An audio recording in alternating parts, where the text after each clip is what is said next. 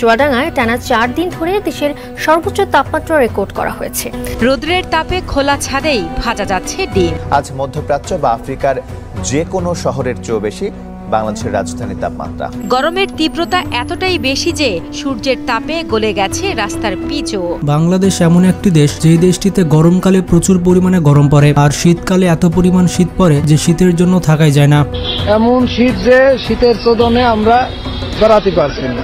তবে বাংলাদেশের সব জেলাতে কিন্তু সমানভাবে গরম পড়ে না। বাংলাদেশে এমন কিছু জেলা রয়েছে যে জেলাগুলোতে আপনি গরমের জন্য থাকতেই পারবেন না। উত্তর রোদের কারণে, গরমের কারণে পাট বাড়াচ্ছে না। এই জেলাগুলোকে বাংলাদেশের সব থেকে গরম জেলা বলা হয়। গরমের সময় এই জেলাগুলোতে এত পরিমাণ রোদ পড়ে যে আপনি রাস্তাতে কোনোভাবে বের হতে পারবেন না। আপনি যদি গরম সহ্য করতে না পারেন তাহলে ভুলেও এই জেলাগুলোতে যাবেন না, আর আপনি যদি ভুলেও এই জেলাগুলোতে চলে যান তাহলে আপনি ডিম্পোজ হয়ে বাসায় চলে আসবেন। তো বাংলাদেশের সব থেকে গরম জেলা কোনটি তা জানতে হলে ভিডিওটি শেষ পর্যন্ত দেখতে থাকুন। তো 6 নম্বর অবস্থানে রয়েছে ঢাকা।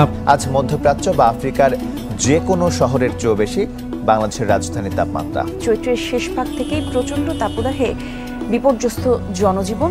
বাংলাদেশের সব থেকে হিটওয়েভ ডিস্ট্রিক্টের মধ্যে 6 নম্বরে থাকবে ঢাকা জেলা। যদিও ঢাকা ডিস্ট্রিক্টের তাপমাত্রা 40 ডিগ্রির নিচেই থাকে, তবে যেহেতু ঢাকা জেলা একটি ঘনবসতিপূর্ণ জেলা তাই অসংখ্য মানুষের বসবাসের কারণে ঢাকা জেলায় সৃষ্টি হয় ভ্যাপসা গরম। আর গরমকালে যদি আপনি ঢাকাতে যান তাহলে চেষ্টা করবেন এক স্থান থেকে অন্য স্থানে যাওয়ার জন্য রিক্সা কিংবা সিএনজি ব্যবহার করতে। এছাড়া আপনি প্রাইভেট কার কিংবা বাইকের মাধ্যমে ভ্রমণ করতে পারেন। গরমকালে যদি আপনি লোকাল বাসে ওঠেন তাহলে আপনাকে আর ধরে কে। গরমকালে যদি আপনি লোকাল বাসে উঠেছেন তাহলে বাসের মধ্যে আপনি গোসল করে বের হবেন। তাই যদি আপনার বিশেষ কোনো কাজ না থাকে তাহলে গরমকালে কখনোই ঢাকাতে যাবেন না, কারণ ঢাকা অনেক গরম একটি জেলা।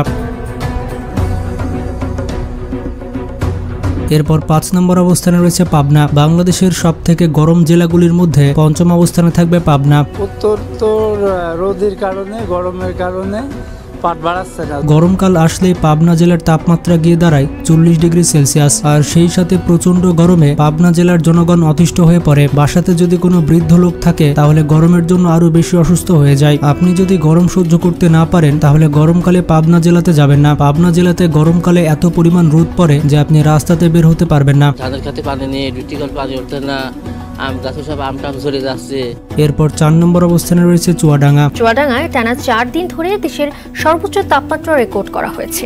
বাংলাদেশের সব থেকে গরম জেলার লিস্টে 4 নম্বর অবস্থানে রয়েছে চুয়াডাঙ্গা। গরমকালে এই জেলাকে বলা হয় হিটওয়েভ ডিস্ট্রিক্ট। গরমকালে এই জেলার জনগণের জীবন একেবারে অতিষ্ঠ হয়ে যায়। এই জেলাতে তাপমাত্রা বৃদ্ধি পেলে জনজীবন একেবারে বিপর্যস্ত হয়ে পড়ে। তাছাড়া ঘন ঘন লোডশেডিং তো রয়েছে। ঘন ঘন লোডশেডিং এর জন্য আরো বেশি দুর্যোগ সৃষ্টি হয়। প্রচন্ড রোদের তাপে মানুষ জীবিকার জন্য রাস্তায় বের হতে পারে না। রোদ্রের তাপে খোলা ছাদেই ভাজা যাচ্ছে ডিম। খেটে খাওয়া মানুষ তাদের অনেক বেশি কষ্ট হয়। গরমকালে এই জেলার তাপমাত্রা সব সময় 40 ডিগ্রির আশেপাশে থাকে। এই জেলাতে সর্বোচ্চ তাপমাত্রা রেকর্ড করা হয়েছে 43 ডিগ্রি সেলসিয়াস। বাংলাদেশে যখন প্রচন্ড রকমের তাপমাত্রা সৃষ্টি হয় তখন চুয়াডাঙ্গা জেলার অবস্থা হয়ে যায় খুবই করুণ। এই জেলায় অসহায় দিনমজুরের হয় বেহাল দশা। গরমের তীব্রতা এতটাই বেশি যে সূর্যের তাপে গলে গেছে রাস্তার পিচও।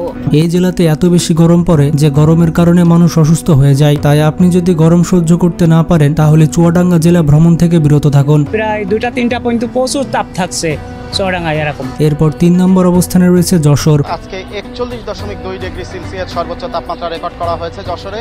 বাংলাদেশের সব থেকে গরম জেলার মধ্যে 3 নম্বরে থাকবে যশোর। গরমকালে যশোর জেলার অবস্থা হয়ে যায় খুবই করুণ। এই জেলাতে এতটাই গরম পড়ে যে শিশু এবং বৃদ্ধরা গরম সহ্য করতে না পেরে হসপিটাল কিংবা ক্লিনিকে ভর্তি হয়। গরমকালে প্রচন্ড তাপদাহে পড়তে থাকে পুরো যশোর জেলা। বাংলাদেশে অন্য সকল জেলায় গরমকালে বৃষ্টি হলেও যশোর জেলাতে বৃষ্টির পরিমাণ খুবই কম। এর কারণে যশোর জেলার মানুষের জীবন হয়ে ওঠে অনেক দুর্বিষহ। ফলে তাপমাত্রার তীব্রতা অনেক বেশি এবং তাপমাত্রা যে পরিমাণ আছে তার অনুভূত হয়েছে অনেক বেশি। এরপর 2 নম্বর অবস্থানে রয়েছে নাটোর।